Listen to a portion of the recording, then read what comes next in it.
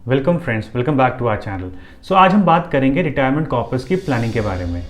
जब भी कोई बंदा रिटायर होता है उसको एक लमसम अमाउंट मिलता है।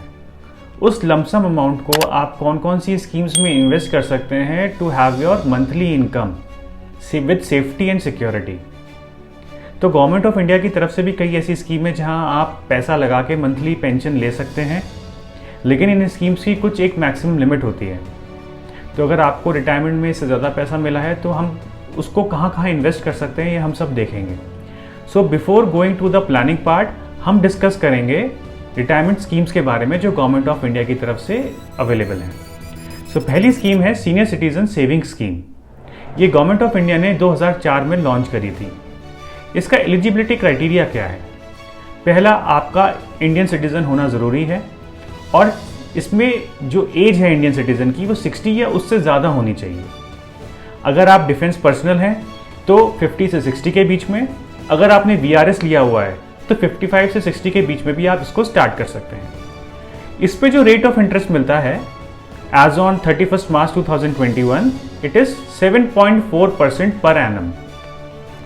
ये हर क्वार्टर में रिवाइज होता है, लेकिन अगर आपने इसमें इन्वेस्ट किया है इस स्कीम में एट द रेट 7.4% तो आपके टेन्योर में ये चेंज नहीं होगा, इट विल रिमेन कांस्टेंट। इसमें जो इन्वेस्टमेंट अमाउंट चाहिए minimum that is 1000 rupees. Maximum limit इसकी है 15 लाख रुपए पर सीनियर सिटीजन।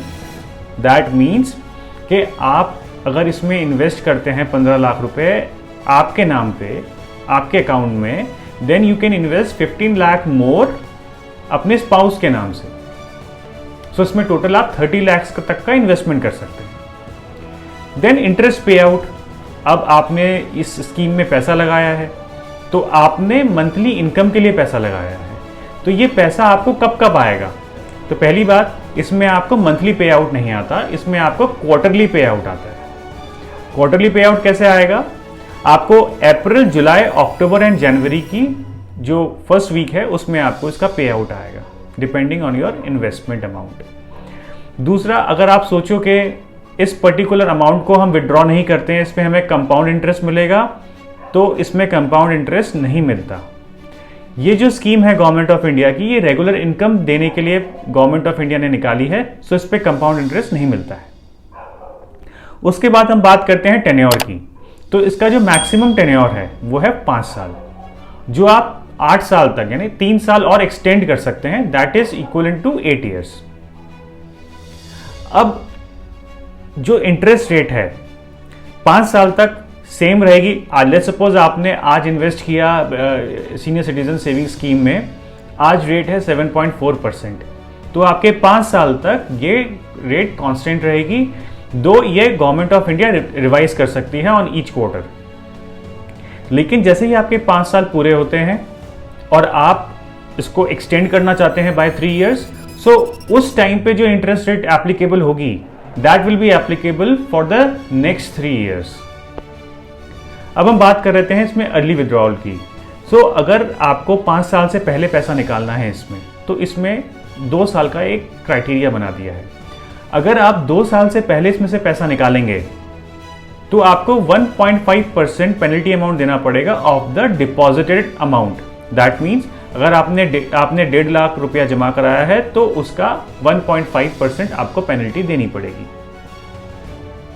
ऐसे ही अगर आप 2 साल के बाद निकालते हैं तो आपके डिपॉजिटेड अमाउंट का 1% एज अ पेनल्टी आपको देनी पड़ेगी। लेकिन आपने 5 साल पूरे कर लिए हैं, अब आप 6th ईयर में हैं, आपने 3 साल का एक्सटेंशन ले लिया है, and then on 6th year you want to withdraw your whole amount, तो उसमें कोई पेनल्टी चार्जेस नहीं लगते। सो इस स्कीम को भी हम देखेंगे कि हम इसमें पैसा कैसे लगा सकते हैं। नेक्स्ट स्कीम है प्रधानमंत्री वय वंदना योजना। तो LIC से ऑपरेट और मैनेज करती है और ये लॉन्च हुई थी 2017 में।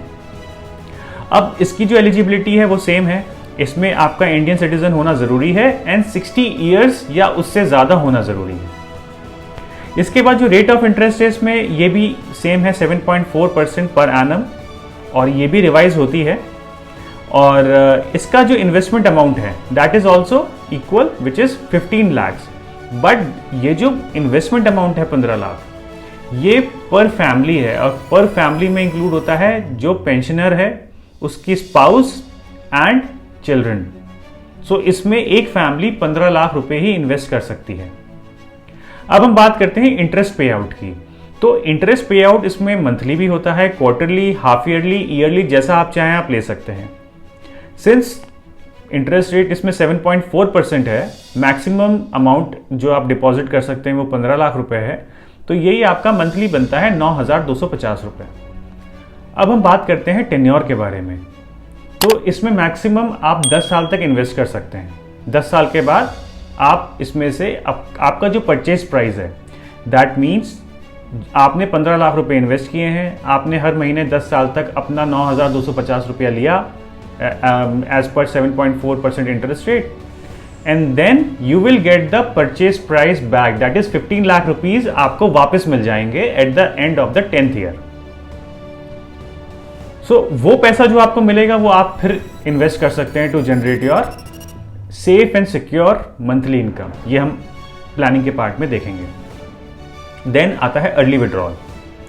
अगर आपको कोई मेडिकल कंडीशन है या आपके स्पाउस को कोई मेडिकल कंडीशन है, उसकी वजह से आप इसमें से अर्ली विड्रॉल कर सकते हैं। अर्ली विड्रॉल का जो अमाउंट होगा वो होगा 98% of your deposited amount. So this is about 2 schemes. Now we will move to the planning part के हम कुछ अजम्पशंस लेंगे। उसके लिए अजम्पशंस हमारे ये हैं कि हम लेके चलेंगे कि एक नॉर्मल सिटीज़न है, हमारे इंडियन सिटीज़न है, एंड वो रिटायर हुआ, उसको 1,20,00,000 रुपए फंड मिला रिटायरमेंट कॉर्पस, और उसका 20 लाख रुपए इक्विटी में ऑलरेडी इन्वेस्टमेंट था।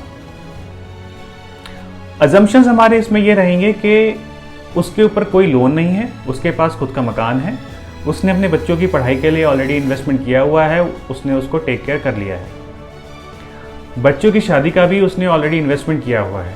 तो ये जो अमाउंट है 1,20,00,000 प्लस 20 लाख इक्विटी इन्वेस्टमेंट है उसका, इसको हमें प्लान करना है ऑन एक्सेल, कौन कौन सी स्कीम्स में हम कैसे इसको डाल सकते हैं और कितने टाइम तक हम इनकम जनरेट कर सकते हैं। So let's move to the planning part. So guys ये मेरे पास एक्सेल शीट है ऑलरेडी। सो मैंने आपसे बोला कि ऑन रिटायरमेंट म्यूचुअल फंड में इन्वेस्टमेंट है 20 लाख का, तो यहां हमने 20 लाख रुपया डाल दिया।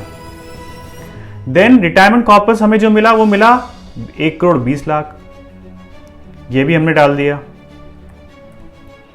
सो अब आप देखिए, अब हमको प्लानिंग कैसे करनी है रिटायरमेंट कॉर्पस की। सबसे पहले तो आपके पास इमरजेंसी फंड की अवेलेबिलिटी हमेशा होनी चाहिए सेविंग्स बैंक अकाउंट में। तो सेविंग्स बैंक अकाउंट में हम यहां पे 10 लाख रुपए डाल देते हैं।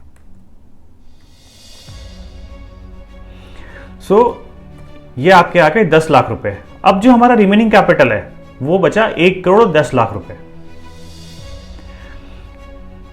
इसके बाद आया हमारा सीनियर सिटीजन सेविंग स्कीम। इसमें हमारी मैक्सिमम लिमिट है 15 लाख, तो 15 लाख इसमें हम डाल देते हैं। स्पाउस, मैं ये कंसिडर करता हूं कि आपने अपने स्पाउस के नाम पे भी 15 लाख रुपीज इसमें इन्वेस्ट किए हैं। 15 लाख मैं इसमें डाल देता हूं। अब हमारे पास बचता है कॉर्पस 80 लाख का। प्रधानमंत्री वय वंदना योजना में भी हम 15 लाख रुपए इन्वेस्ट कर सकते हैं। 15 लाख रुपए मैं उसमें इन्वेस्ट कर दूंगा। अब हमारे पास बचे 65 लाख रुपीज। अच्छा, दीज आर इंटरेस्ट रेट। अगर इक्विटी म्यूचुअल फंड है, किसी का इन्वेस्टमेंट है इक्विटी म्यूचुअल फंड में, तो उसको हमने हाइब्रिड म्यूचुअल फंड में ट्रांसफर करवा दिया, और हाइब्रिड में आपको 15% के आसपास से आराम से रिटर्न मिल जाते हैं। ये जो मैंने लिखा हुआ है यहाँ पे, ये सारे रिटर्न्स हैं जो आपको मिलते हैं annually on each investment instrument. अब SCSS में आपको 7.4% का इंटरेस्ट मिलता है, प्रधानमंत्री वय वंदना योजना में भी आपको 7.4% इंटरेस्ट मिलता है। तो ये आपका अमाउंट होता है 9,250 रुपये monthly. But senior citizen saving scheme में आपको क्वार्टरली पे आउट होगा, तो 3 महीने का एक साथ आपको पैसा मिलेगा। और हाँ, प्रधानमंत्री वय वंदना योजना में आप मंथली इसमें से निकाल सकते हैं। अब हम बात करते हैं FDs की। तो सीनियर सिटीजन की जो FDs होती हैं उस पर नॉर्मल सिटीजन से आपको ज़्यादा इंटरेस्ट मिलता है, 0.5%। सो जो स्मॉल फाइनेंस बैंक हैं वो आपको मोर देन 7% इंटरेस्ट भी देते हैं, बट उसका प्रॉब्लम यह है कि स्मॉल फाइनेंस बैंक है तो थोड़ा सिक्योर नहीं है। तो हम मॉडरेट अगर यूजर लेके चलें तो इसमें हम कुछ पैसा तो डाल सकते हैं स्मॉल फाइनेंस बैंक में। लेट्स सपोज हम इसमें 10 लाख रुपए इन्वेस्ट कर देते हैं इन एफडी। इसमें 7.5% इंटरेस्ट मिलता है, इससे ज़्यादा भी है। So there is a bank Ujjivan finance bank, वो 7.75 इंटरेस्ट दे रहा है अभी सीनियर सिटीजन पे एफडीज पे, बट आई हैव टेकन 7.5% के ठीक है, दिस इज मैक्सिमम बैंक आपको मिल जाएंगे इस पे। फिर आप एफडीज लार्ज बैंक में भी डिपॉजिट कर सकते हैं, वो थोड़ा सिक्योर होता है। सो अब आपके पास बचे हैं 55 लाख rupees to invest. So large bank में हम थोड़ा सा चंक ज्यादा डालते हैं। लेट्स सपोज हम इसमें डालते हैं 25 लाख रुपए। अब 25 लाख रुपए जब मैंने इसमें डाले तो हमारा मंथली पे आउट आ गया 6.25% के हिसाब से 13,000 रुपए। This will be a monthly पे आउट।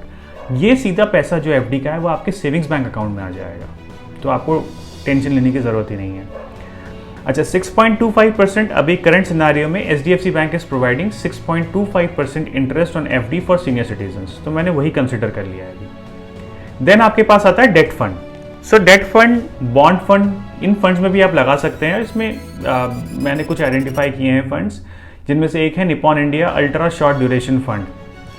इस फंड की जो रिटर्न्स हैं मोर देन 8% है, बट फॉर कंसिडरेशन हमने 8% ही लेके चल रहे हैं इसको। So rest of the amount हमारे पास जो बचा हुआ है दैट इज 30 lakhs, वो हम डेट फंड में डाल देंगे। हमने डाल दिया।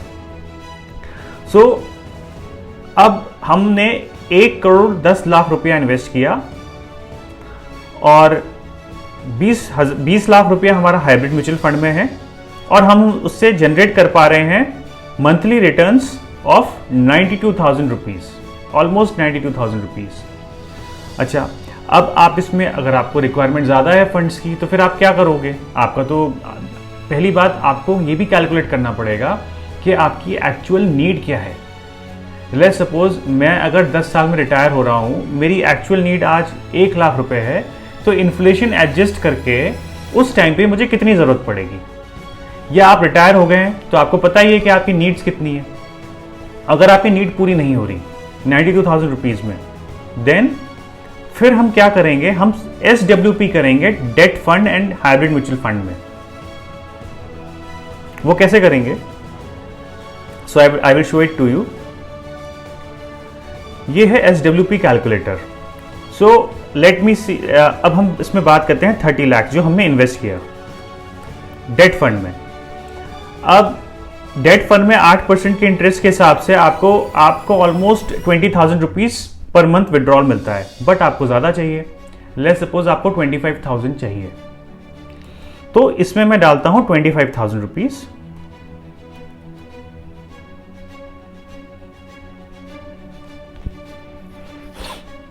सो ये जो 25,000 रुपीज हैं, इसको जैसे मैंने डाला 8% इंटरेस्ट है, अभी कितने साल तक मेरा चलेगा?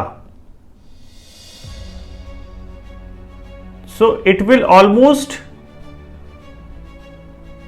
ये आपका 19 से 20 साल के बीच तक ये आपका कॉर्पस चलेगा। दैट मीन्स अगर आपने 60 की एज में रिटायर किए तो 20 साल यानी 80 तक आप 25,000 रुपए इसमें से निकाल सकते हैं इस डेट फंड में से।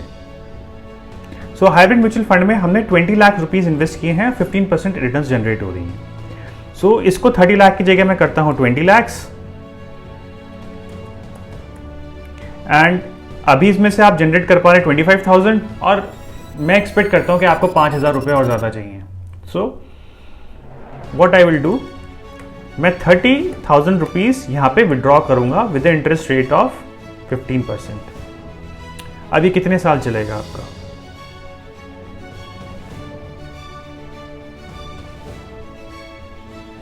ये आपका सच चलेगा ऑलमोस्ट 10 to 11 ईयर्स।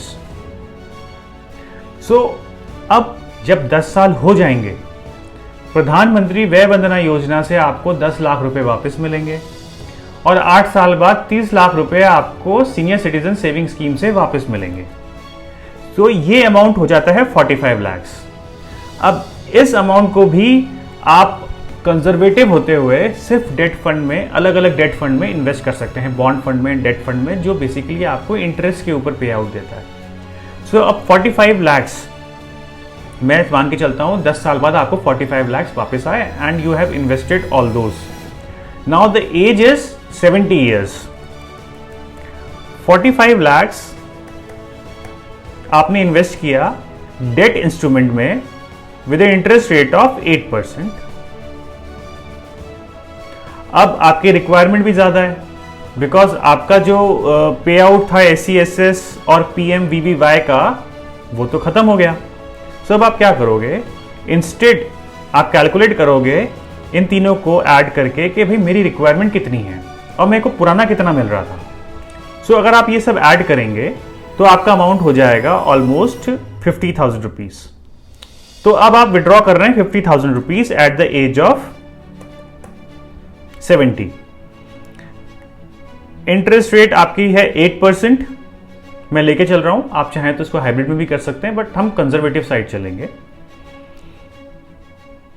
तो ये आपका 11 साल और आगे खींच रहा है, 11 से 12 साल। दैट मीन्स कि 80 ईयर्स तक आप इसको आराम से निकाल सकते हैं पैसे को। ये सारी जो प्लानिंग है ये पर्सन टू पर्सन हमेशा वैरी करेगी। आपको कितने टाइम तक के लिए कितना पैसा चाहिए उस हिसाब से हम एडजस्ट कर सकते हैं। इवन आप रिटायरमेंट से 10 साल पहले, 15 साल पहले प्लानिंग कर सकते हैं कि आज मेरी रिक्वायरमेंट इतनी है, किस एज ब्रैकेट में मुझे किस किस खर्चे से गुजरना पड़ेगा, मुझे अपने बच्चों की पढ़ाई करानी है, उसमें मुझे कितना लमसम अमाउंट मिलेगा। तो जो अमाउंट आज लग रहा है वो अगर आपको 5 साल बाद देना है तो आप उसमें इन्फ्लेशन ऐड करके 7% और कैलकुलेट कर सकते हैं कि वो अमाउंट उसमें कितना आपको पड़ेगा। तो ये सारी प्लानिंग करी जाती है पर्सन टू पर्सन और वेरी भी करती है।